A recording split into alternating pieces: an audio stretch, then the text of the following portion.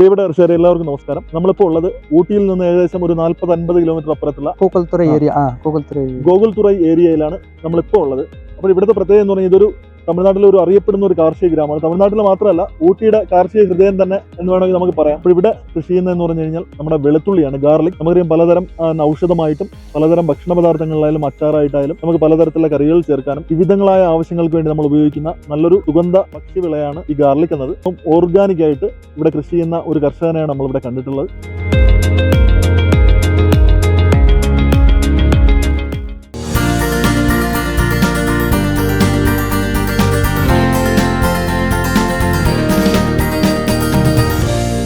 എന്തുകൊണ്ടും ഏറെ സന്തോഷമുണ്ട്. ജൈവ കാർഷികതയെ നെഞ്ചോട് ചേർക്കുന്ന ഒരു തലമുറ തമിഴ്നാട്ടിന്റെ വിവിധ ഇടങ്ങളിലും കാണുന്നു എന്നത് ഏറെ സന്തോഷകരമായ കാര്യമാണ്. എന്നാൽ വെളുത്തുള്ളി വിളവെടുക്കുന്ന കാഴ്ച നമുക്ക് നേരിട്ട് കാണാൻ കഴിഞ്ഞത് ഇവിടെ വന്നപ്പോഴാണ്. പക്ഷേ നമുക്ക് ഇവിടെ എന്ന് പറഞ്ഞാൽ ഏക്കർ കണക്കിന് സ്ഥലത്ത് ടൺ കണക്കിന് വെളുത്തുള്ളിയാണ് ഓരോ ദിവസം ഇവിടുന്ന് കയറ്റുമതി ചെയ്തുകൊണ്ടിരിക്കുന്നത്. ഇന്ത്യയിലെ വിവിധ സംസ്ഥാനങ്ങളിലല്ലേ ഇനിയും ഇത്തരത്തിലുള്ള പുത്തൻ കാഴ്ചകളുമായി നമുക്ക് ഒരിക്കലും കാണാൻ കഴിയാത്ത മനോഹരമായ കൃഷി കാഴ്ചകളും കൃഷി അറിവുകളുമായിട്ട് നമ്മൾ വീണ്ടും നിങ്ങളുടെ മുന്നിലെത്തും.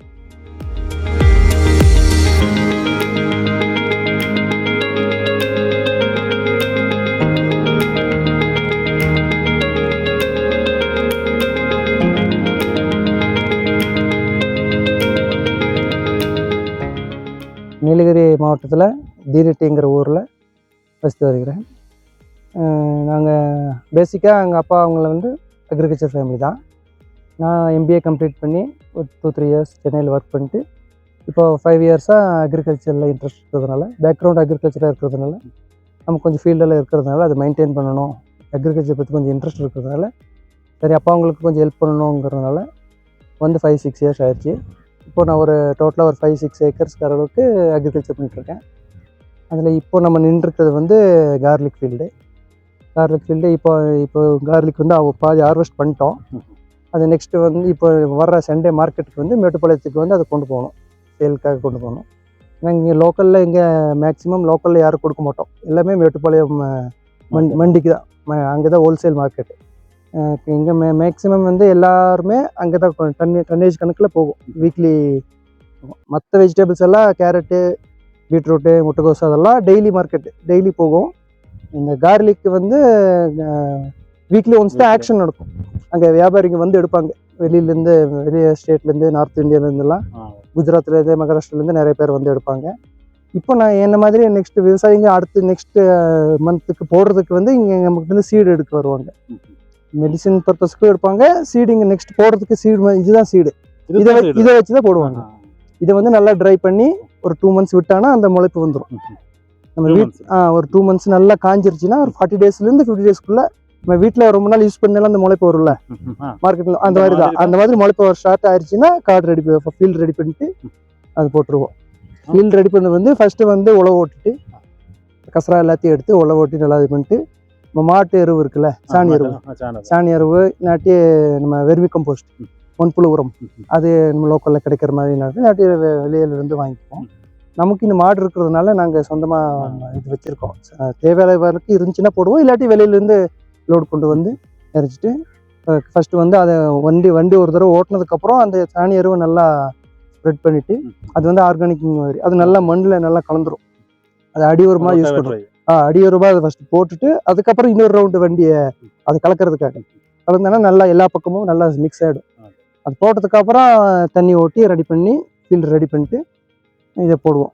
இதை ஒவ்வொன்றா தனித்தனியாக அப்படியே லேண்ட் ஃபஸ்ட் ரெடி பண்ணிவிட்டு அதுக்கப்புறம் ஆர்கானிக் மேன்யூர், நம்ம சாணி எருவு இல்லாட்டி வெர்மி கம்போஸ்ட்டு அந்த மாதிரி, இல்லாட்டி ஆடு எருவு, கோழி எருவு, அந்த மாதிரி நிறைய இருக்குது. மேக்ஸிமம் வந்து நம்ம ஆர்கானிக்ங்கிறதுனால நம்ம மாட்டு சாணி எருவு தான் போடுவோம். சாணி எருவு போட்டு நல்லா இது பண்ணிட்டு நல்லா மிக்ஸ் பண்ணதுக்கப்புறம் இன்னொரு ரொட்டேட்டர் விட்டோன்னா அது நல்லா மண்ணு கூட நல்லா மிக்ஸ் ஆகிடுக்கும். மிக்ஸ் ஆகிட்டு அப்புறம் அது நல்லா நம்ம எப்படியும் 1 மாதத்துக்குள்ளே அது நல்லா உள்ளே இருக்கிறதுனால ஒரு ஃபீல்டு ரெடி பண்ணி ஒரு 10 daysக்குள்ளே நல்லா விட்டுருவோம். ஃபீல்டு நல்லா அந்த டைமில் கரெக்டாக வேறு எதுவும் ஃபீல்டு இல்லை, தண்ணியெல்லாம் கரெக்டாக இருக்குதுன்னா, நம்மக்கிட்ட டைம் இருக்குதுன்னா போட்டுருவோம். போட்டுட்டு இந்த மாதிரி இந்த விதையெல்லாம் வந்து இப்போ இது வந்து புதுசாக எடுத்துருக்குது, இது ஒன்று தான் போடுவோம். இப்போ இது நல்லா வந்து இப்போ வந்து இது காயலை, இப்போ தான் ஃப்ரெஷ்ஷாக எடுத்துருக்கு. இது வந்து இப்போ நெக்ஸ்ட் என்கிட்ட வாங்குறவங்க என்ன பண்ணுவாங்கன்னா, இதை கொண்டு போயிட்டு ஒரு இந்த மாதிரி எல்லாத்தையும் உடச்சிருவாங்க. ஃபுல்லாக ரவுண்டாக பல்பாக இருக்கிறது வந்து தனித்தனியாக Okay, பிரிச்சுன்னா இந்த மேல் தோல் எல்லாம் இந்த லூஸ் தோல் எல்லாம் வெளியே வந்துடும். வெளியே வந்து நல்லா ட்ரை ஆகிட்டு காய்ச்சல் ஆகிடும் வெயிலில் வச்சுட்டா. 2 months. ஒரு மேக்ஸிமம் 40 days, 40 to 50 days. அது நம்ம கிளைமேட் பொறுத்து. இப்போ ஹீட் கிளைமேட்னா கொஞ்சம் சீக்கிரம் ட்ரை ஆகிடும். கோல்டு கிளைமேட்னா ஒரு 10 days 15 days டிலே ஆகும். அந்த மாதிரி இருக்கும். அது சப்போஸ் ஃபுல்லாக ட்ரை ஆனவுடனே இங்கே வந்து முளைப்பு வர ஆரம்பிச்சிடும். இந்த இடத்துல வந்து நம்ம வீட்டில் யூஸ் பண்ணுறோம்ல, ஒரு கடையிலேருந்து வாங்கி ரொம்ப நாள் யூஸ் பண்ணி அந்த முளைப்பு வரல, அந்த மாதிரி லைட்டாக முளைப்பு வர ஆரம்பிச்சிடும். அது வந்துருச்சுன்னா நம்ம இதை சோ பண்ணுறதுக்கு ரெடின்னு இருக்கும். வண்டி ஓட்டினதுக்கப்புறம் ஸ்ப்ரிங்க்லர்லாம் செட் பண்ணி நல்லா மண்ணை கொஞ்சம் ஈர பண்ணி விட்டுருவோம். ஈர பண்ணால் தான் நம்ம இந்த பெட் எடுக்கும்போது மண் கரெக்டாக நிற்கும். பிரெட் ரெடி பண்ணுறதுக்கு. இன்னாட்டி மண் எடுத்தானா மறுபடியும் லூஸ் ஆனா என்ன ஆகும், ஸ்ப்ரெட் ஆகிடும். ஈரம் இருந்துச்சுன்னா மண் நம்ம எடுத்தானா அப்படியே அந்த காவை மாதிரி அப்படியே தண்ணி போகிறதுக்கு இருக்கும். 2 பக்கம் காவை எடுத்தானா இந்த பெட் மாதிரி ரெடி ஆகிடும். அப்புறம் ஒரு சின்ன கொத்து வச்சு கோடு மாதிரி கிழிச்சிட்டு அந்த கோடுக்குள்ளே இதை அப்படியே சோப் பண்ணி எடுத்துருவோம். எவ்வளோ அது வந்து ஒரு 3 விரல் டிஃபரன்ஸ், 3 inch ஒன்று போட்டானா அப்புறம் ஒரு 3 inch கேப்புக்கு அடுத்து ஒன்று போடணும். ஏன்னா கொஞ்சம் ஸ்பேஸ் இருந்தால் தான் இது வந்து ஃபுல்லாக ரவுண்டாக பல்பாக இருக்கிறது.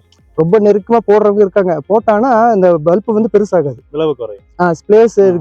ஸ்பேஸ் இருக்க இது வந்து அதனுடைய நல்லா விரிஞ்சு கொஞ்சம் இது ஒரு பல்பே நல்லா இதாகும், ஜாஸ்தி கிடைக்கும். ஒரு நெருக்கமாக இருந்துச்சுன்னா ஸ்பேஸ் இல்லாதனால கன்ஜஸ்டடாக இருக்கிறதுனால அது நமக்கு நினைக்கிற ஈல்டு வராது.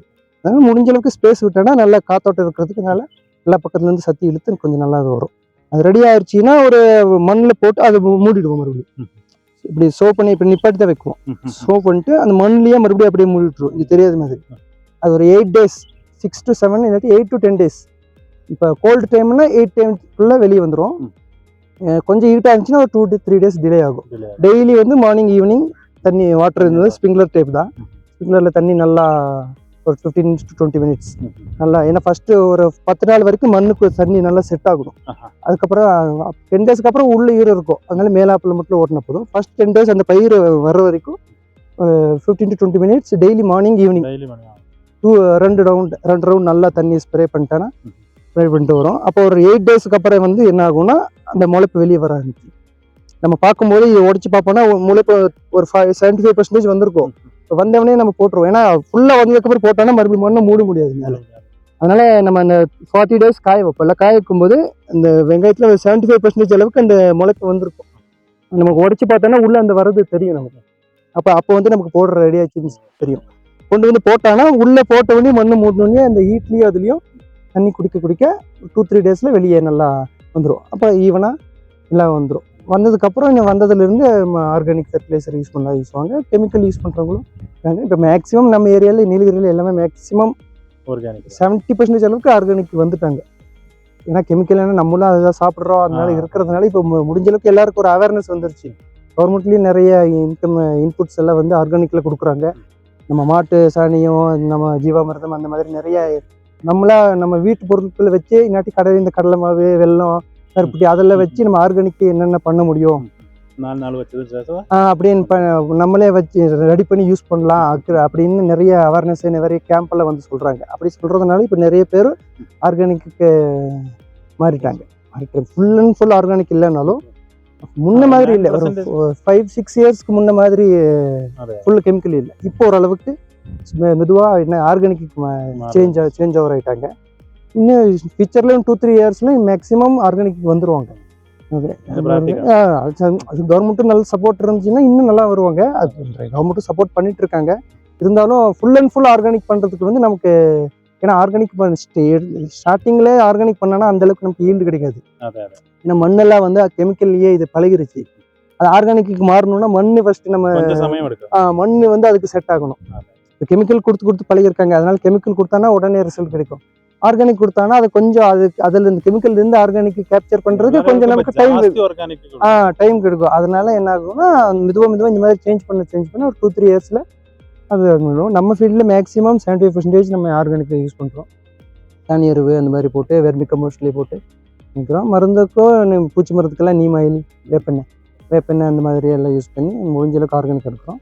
அப்புறம் மெதுவாக வர நம்ம ஸ்டேஜுக்கு ஏற்ற மாதிரி நம்ம காம்ப்ளெக்ஸு யூரியா அந்த மாதிரி ஃபெர்டிலைசர் என்ன தேவைப்படுதோ அந்த மாதிரி கொடுத்துட்டு, எனக்கு ஃபெர்டிலைசர் கொடுக்காமலே நம்ம இது பண்ண முடியாது. அதுக்கு தீனி கொடுக்கணும்ல, தீனி கொடுத்து ரெடி பண்ணி என்னென்னா 3 monthsல வந்து மேக்ஸிமம் ஓரளவுக்கு மெச்சூரிட்டி ஆகிடும். 3 monthsலேருந்து 4 monthsக்குள்ளே 90 daysலேருந்து 100 days மார்க்கெட் எல்லாம் பொறுத்துட்டு அதான் மேக்ஸிமம் மினிமம் 100 days அதுக்கு முன்னாடி எடுக்க முடியாது. அதுக்கு முன்னாடி எடுத்தாலும் அது மெச்சூரிட்டியாக இருக்காது, உள்ளே வந்து அந்த ஷேப் வராது அதுக்கு. அதனால் மேக்ஸிமம் 90 days 100 days மினிமம். மேக்ஸிமம்னா ஒரு 4 months வரைக்கும் கிளைமேட்டுக்கு ஏற்றாப்புல. இப்போ கோல்டு கிளைமேட்னா வைக்கலாம், கொஞ்சம் ஹீட் கிளைமேட்னா ஒரு 10 days முன்னாடி எடுப்பாங்க.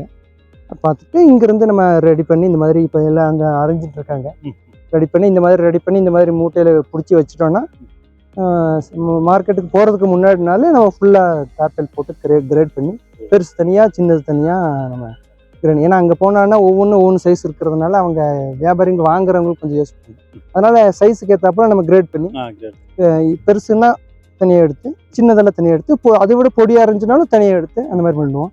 அந்த மாதிரி பண்ணிட்டோன்னா அவங்க ஒரு மூட்டைக்கு வந்து மேக்ஸிமம் 35 to 40 kg வரைக்கும் இருக்கும். அந்த பேக் வந்து கன்னி பேக்கில் தான் சாக்கு நைலான் பேக் தான், நைலான் பேக் இருக்கும். அது 35 to 40 kg வரைக்கும் பிடிக்கும். அது வந்து அவங்க மார்க்கெட் ரேட்டுக்கு வந்து ஏலத்துக்கு ஆக்ஷனில் எடுப்பாங்க. அது மினிமம் இப்போ லாஸ்ட் வீக் வந்து 150 மினிமம் 150 மேக்ஸிமம் 200-220 வரைக்கும் சேல் ஆயிருக்கு பெர் கேஜி.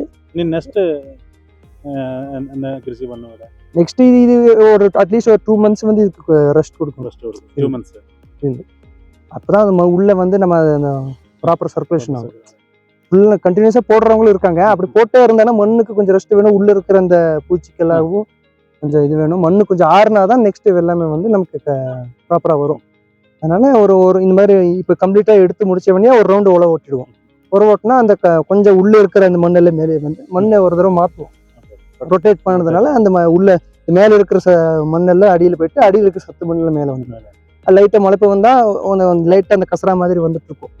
அந்த வர்ற டைமில் அதுக்குள்ளே ஒரு 1 month ஆகிடும். கேப் கிடைக்கும் போது இன்னொரு தடவை வண்டி ஓட்டிட்டு நெக்ஸ்ட் நம்ம கேரட் போடுறோமோ பீட்ரூட் போடுறோமோ இல்லை ரெட் கேபேஜ் ஐஸ்பர்க் அந்த மாதிரி என்ன போடணும் போட்டுக்கலாம். மினிமம் 2 months விட்டானா அது மண்ணுக்கு கொஞ்சம் நல்லா இதாகும், சத்து கிடைக்கும். நெக்ஸ்ட் போடுற அதாவது அந்த ஒரு தடவை நம்ம ஹார்வெஸ்ட் ரன் பண்ணி விட்டோன்னா லைட்டாக அந்த கசரா முளைப்பு வரணும்ல, வேஸ்டேஜ் வரும் பாருங்க, அது லைட்டா வர்ற மாதிரி அந்த ஸ்டேஜ் வரைக்கும் இருந்தா கூட போதும்.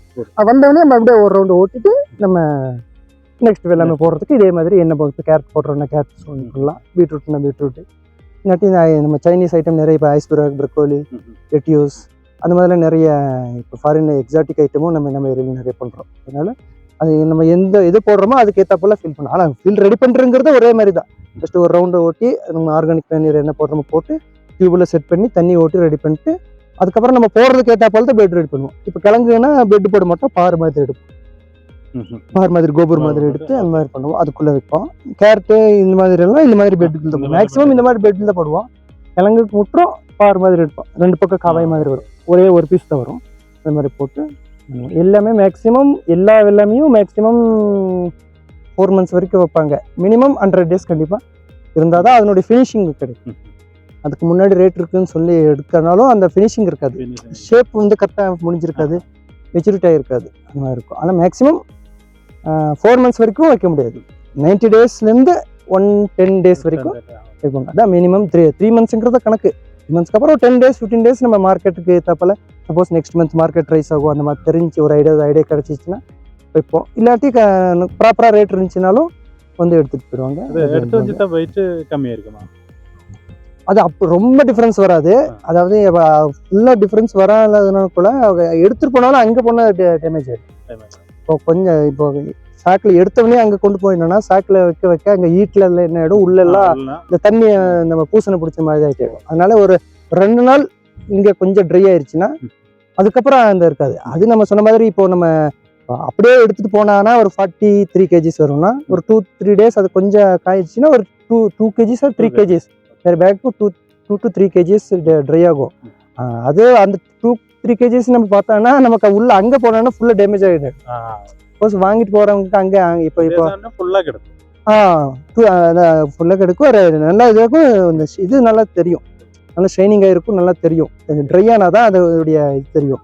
சப்போஸ் இவங்க நார்த் இந்தியாவுக்கு வாங்கிட்டு போகிறவங்கள டிரான்ஸ்போர்ட்டுக்கு லாரியில் தானே எடுத்துகிட்டு போகிறாங்க. லாரியில் போட்டு மறுபடியும் தார்பை கட்டி அவங்க போய் நார்த்துக்கெல்லாம் ஆன் ரோட்டில் போகிறதுக்குள்ள ஆட்டோமேட்டிக்காக மினிமம் 3 days ஆகும். 3 டேஸ்க்குள்ளே வண்டியிலேயே இருந்துச்சுன்னா ட்ரை ஆகலைன்னா போகிறதுக்குள்ளே அங்கே பாதி வேஸ்டேஜ் ஆகிடும். அதனால நம்ம முடிஞ்ச அளவுக்கு இங்கே ஒரு 2-3 டேஸ், ரொம்ப இல்லைனாலும் 2-3 டேஸ் வந்து கொஞ்சம் ட்ரை ஆயிடுச்சுன்னா அங்கே போகிறதுக்கு கரெக்டாக இருக்கும். அது இப்போ அதான் சேக்கில் ஃபுல்லாக பிடிச்சி பண்ணிட்டு மேட்டுப்பாளையம் கொண்டு போய் அங்கே நம்ம அங்கே நிறைய ஒரு 10-20 கடை இருக்குது, வியாபாரிங்க நிறைய இருக்காங்க. அங்கே நம்ம எந்த கடையில் நம்ம பழக்கமோ அந்த கடையில் போட்டோன்னா காலையில் 10 மணிக்கெல்லாம் ஆக்ஷனுக்கு வந்துடுவாங்க. அங்கே ஆக்ஷனுக்கு வந்துட்டு அவன் அந்த மார்க்கெட்டை எவ்வளோக்கு போகுதுன்றது இந்த மாதிரி ஆக்ஷன் பண்ணி எடுத்துக்கலாம்.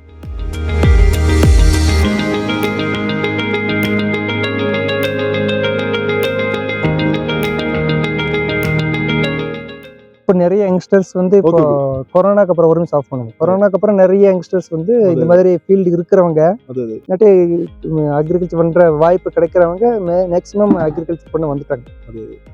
கார்பரேட்டில் செஞ்சுட்டு இருந்தால் கூட விவசாயம் பண்ணுறதுக்கு கொஞ்சம் ஆர்வமாக இருந்து கொரோனாக்கு அப்புறம் நிறைய அடிபட்டாங்க, நிறைய கம்பெனியில் லே ஆஃப் பண்ணிட்டாங்க. அந்த மாதிரி இருக்கிறதுனால இதில் கொஞ்சம் இன்ட்ரெஸ்ட் வந்து இப்போ நிறைய 2-3 இயர்ஸ்க்கு முன்னாடி இருந்ததை விட இப்போ யங்ஸ்டர்ஸ் நிறையா வந்து അഗ്രികൾച്ചർ வந்து ഇത് ரொம்ப ഇൻട്രസ്റ്റ് എടുത്ത് பண்ணிட்டு.